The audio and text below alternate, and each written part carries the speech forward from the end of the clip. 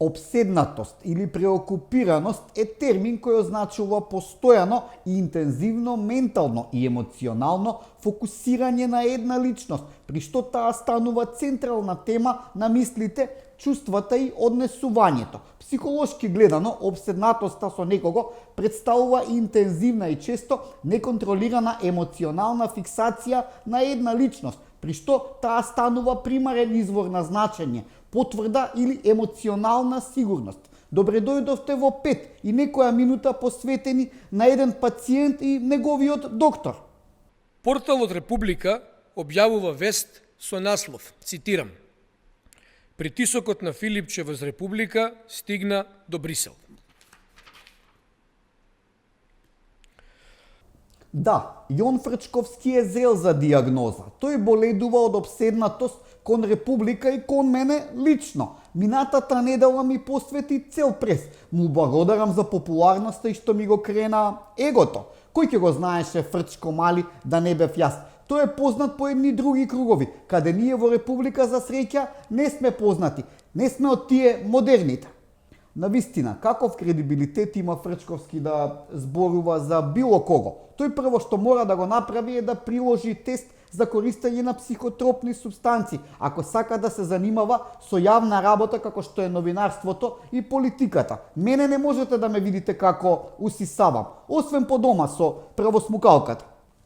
Фрчко Джуниор реагираше на мојата колумна објавена во весникот Брисел Зморник, во која напишав дека СДСМ е само навидум, Демократска партија има болшевички пристап кон медиумите. И што не е точно во ова? Јас стојам 100% за тоа што го напишав. Кажав и дека прават притисок врз медиумите кои не ги тинтраат. Фрчко и екипата околу него многу ги погодило што колумната што ми ја објавија во овој весник сум ја пренел како притисок на Филипче врз Република. Вау, какво откритие на истражувачкиот тим на СДСМ. Па јас застанав со име и презиме, не се криев како женски полов орган. Дека Фрчко не го сакаат ниту во партија, покажуваат и коментарите на Facebook страната на СДСМ за пресконференцијата против мене. Не се монтажа или фейк news, како што е омилениот термин на бикачка за да се направат демек по-европејци. Абе копита стиктер, шетајте по канали, вие сте свини. Абе дете, читаш ли што ти напишале, ништо не разбираш, млад си, ама прост. Абе тебе треба да те нема, срам си за СДСМ. Коментарот на известна Мирјана најдобро ја отсликува состојбата во СДСМ. Кој му го напишал ова на Фрчко? Филипче не е сигурно, или е Богданка, или се оние од Србија. Кој да е, требало да му кажа дека текстовите кои ги пишуваат нивните новинари не допираат до Горњи Милановац, а мојот стигна до институциите на ЕУ. Има разлика, нели? Значи оваа власт реши да ги остави без трава оние од СДСМ. Над 20 тони марихуана запленета во Скопје и Струмичко, како резултат на 5 тони кои беа пронајдени во Србија. И тоа замислете во корнишони. Корнишони су наша судбина. Јелена е сигурно плакала на корнишонима и марихуанама. Травче на грамче. Уствари ова испадна на тонче.